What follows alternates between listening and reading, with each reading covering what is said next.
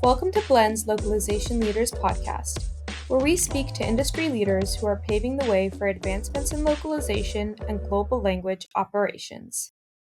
This episode is hosted by Yoav Ziv, Blend's CEO. Join us for Yoav's discussion with Evan Kramer, CEO of MotionPoint.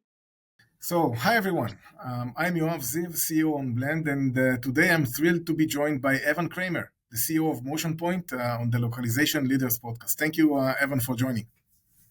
Definitely. Great to be here. Great to talk to you today.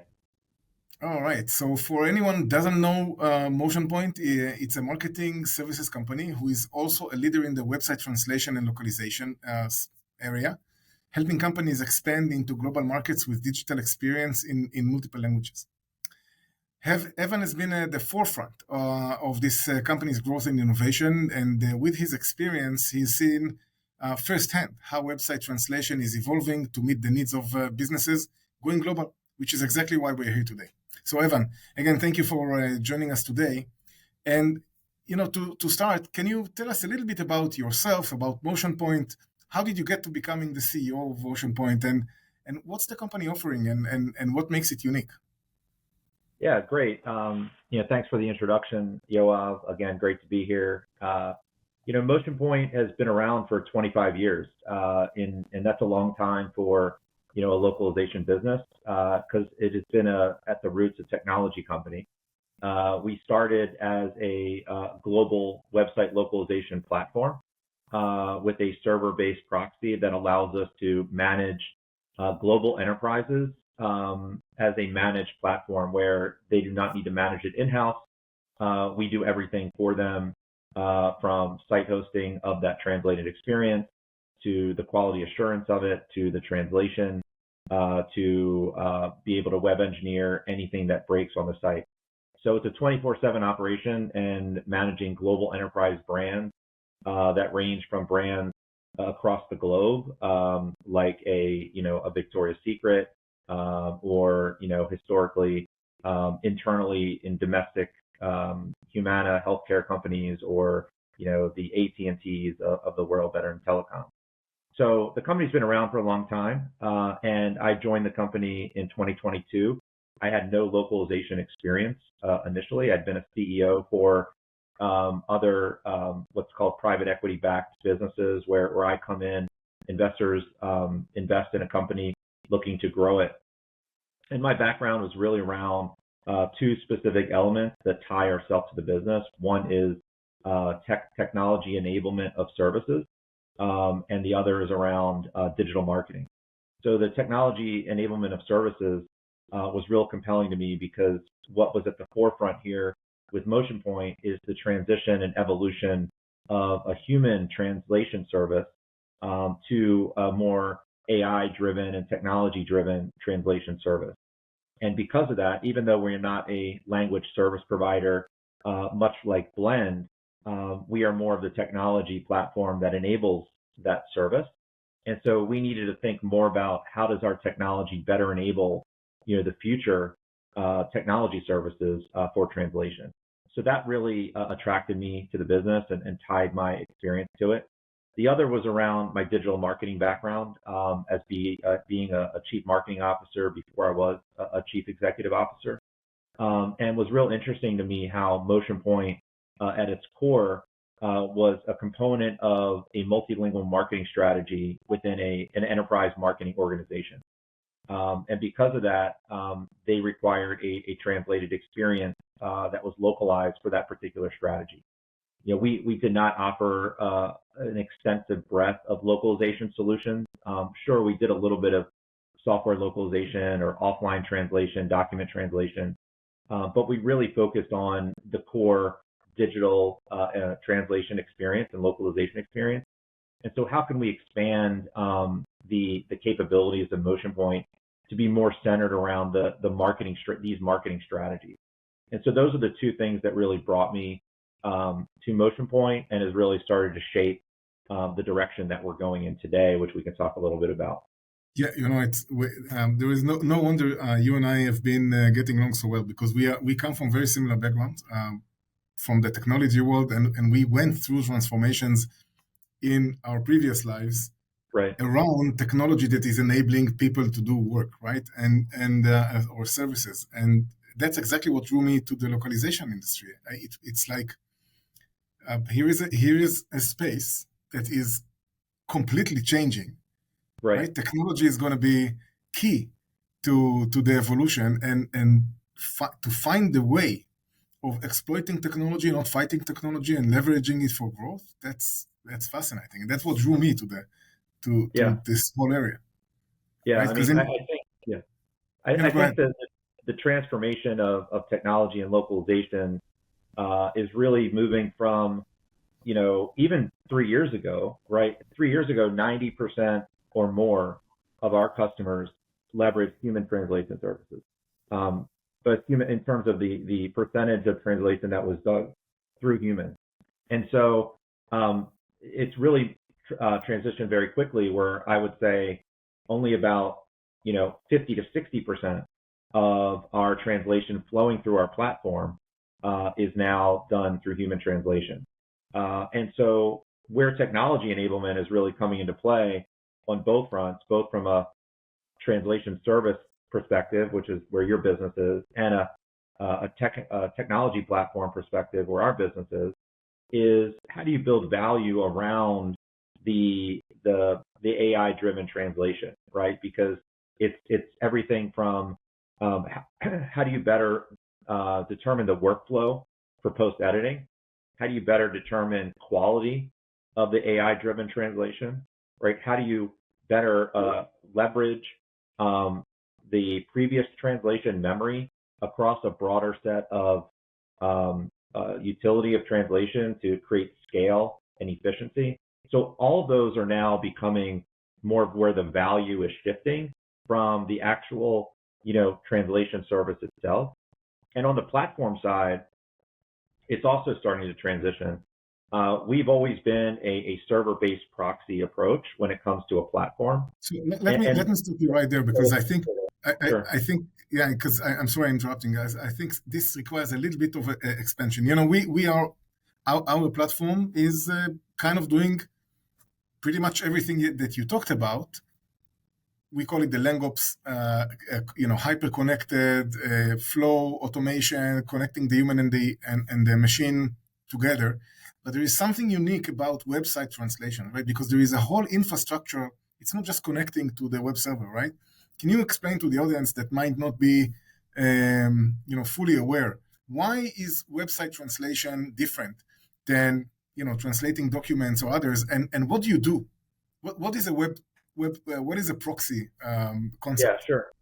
So website translation, and that's where I was going from the service to the platform. So website translation is very different in that there's two very distinct elements that distinguish it from offline document translation, even software localization. The first and biggest is the continuity of the continuous 24/7 continuity of change in content, right? When you update your website, it's not I update my website every month or every year.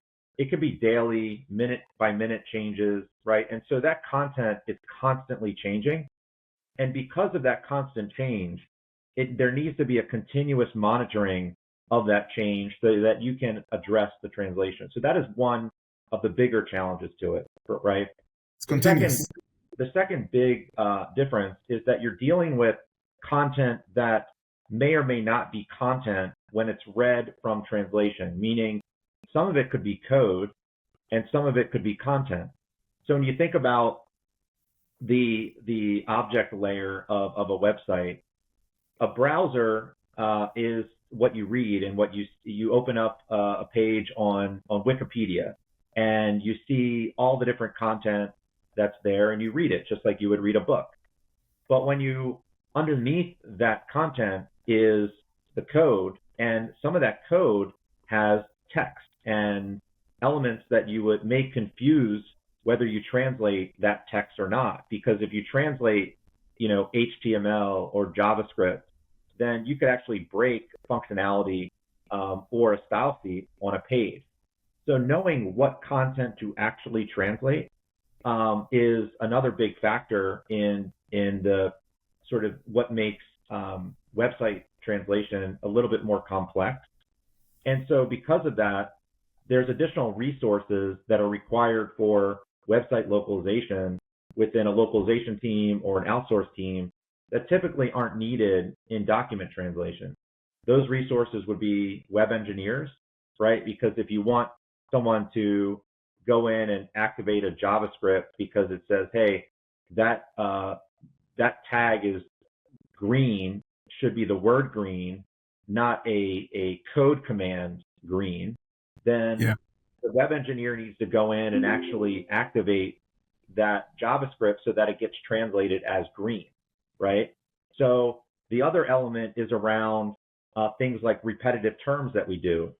We have a very sophisticated content optimization program that we call algorithmic translation that will identify repetitive terms.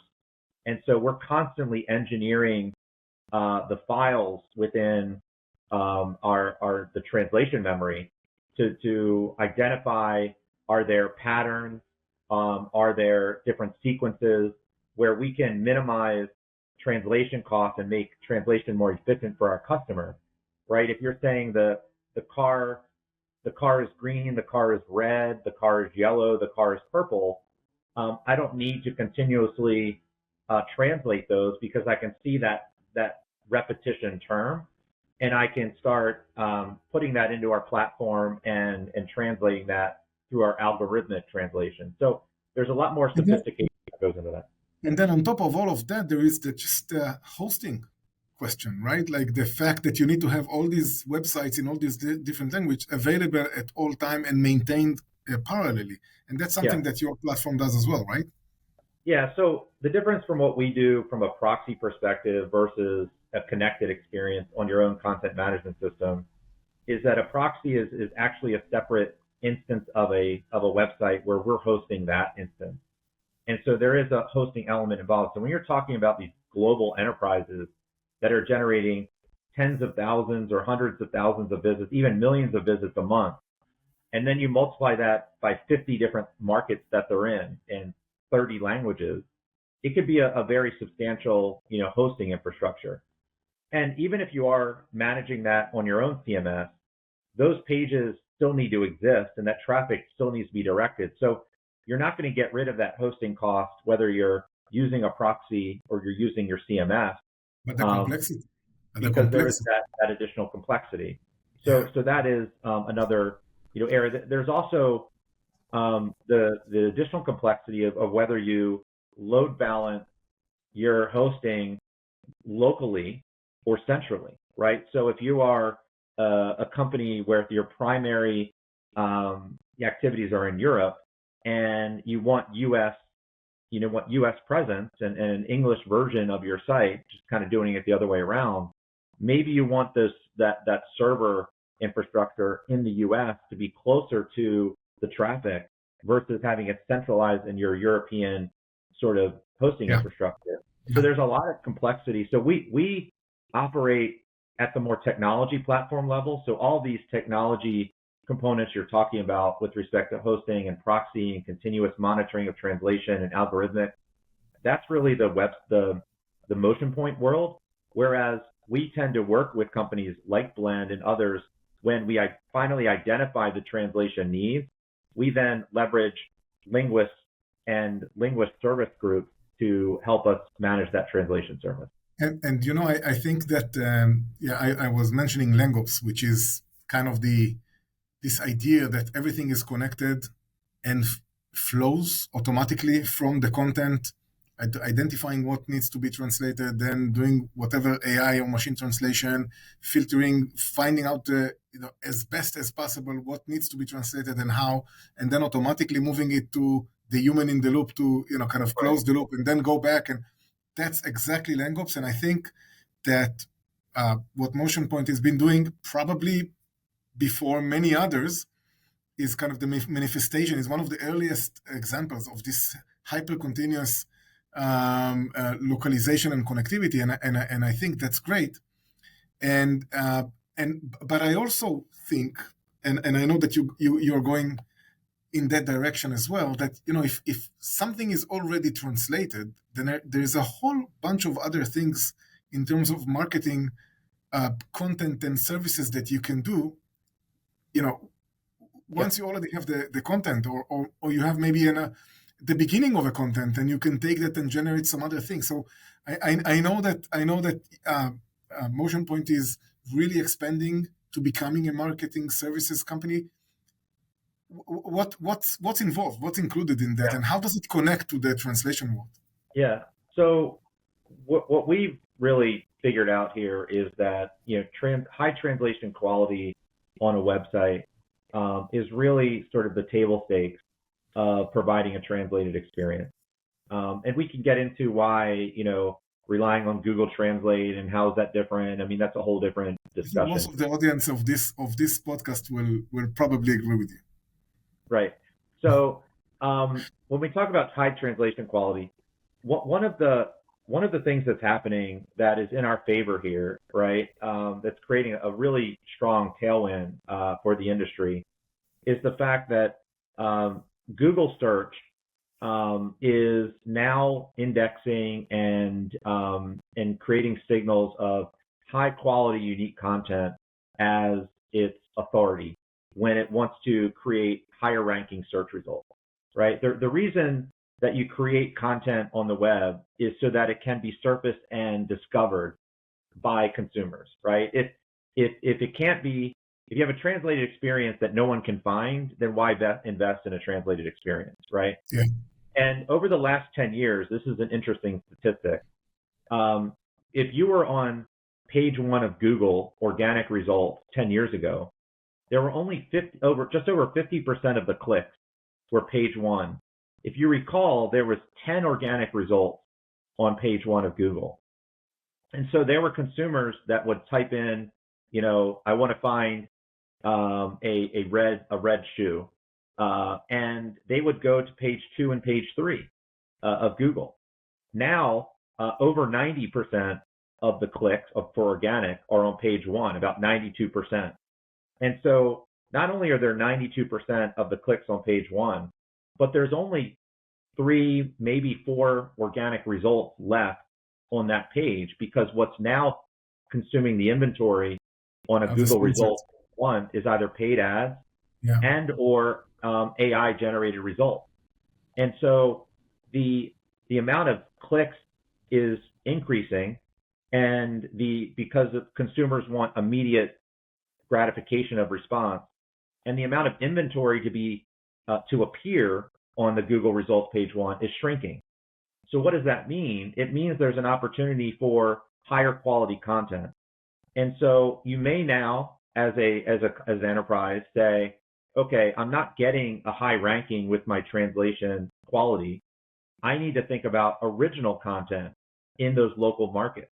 So if I'm operating in Germany and France and Italy, my ranking and results in Italy and France might be good with my top keywords with high translation quality. But in France, I need to maybe create original content so that I would rank higher. And so content that is now in a multilingual environment, it's no longer it's just table stakes to be a high translation quality. You then need to assess, do I need to go to the level of transcreation or even content origination? And then once that is created, the website is now just one of many different distribution points of that content. So how do you get that same content into social media or into video platforms or email? So that's where our world is starting to grow, is we're moving away just from the technology side of how do we support high quality translation into more, how do we just help surface engagement of brands using multilingual content in their marketing strategy. Absolutely. One of my CMO customers told me, if I was explaining to him our LLM journey and how we're going to evolve and create like a flow that is based on RAG and LLM and all that stuff. And he said, you know what? One day, I'm going to be able to send you the marketing, like the creative agency brief. And you're going to be able to, generate a content, translate it to all the languages, and then generate banners out of that, and potentially a TikTok video that I can use. And all I will need to do is just say, click, yes, okay, good, Yeah. go. And I think that the understanding that once you have a certified high quality translation, there is so much you can do with the content. Right. And it's just the beginning. Yeah. Right.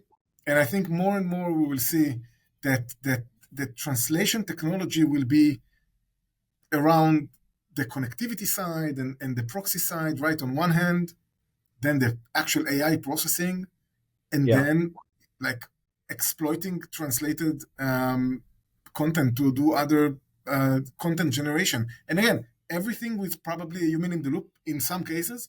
Some cases, you just fire it off, and some cases you want a human to make sure they are involved. And these are kind of the component, and the more we can do it continuous and flawless, I think that's and again, I think MotionPoint is probably leading the way there in many aspects. Yeah, I think we need to be prepared, or at least I'm trying to prepare MotionPoint for a world that is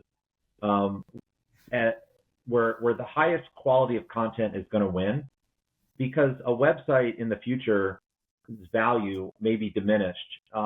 Where the world is moving is very specific commands by a consumer when they're doing a search.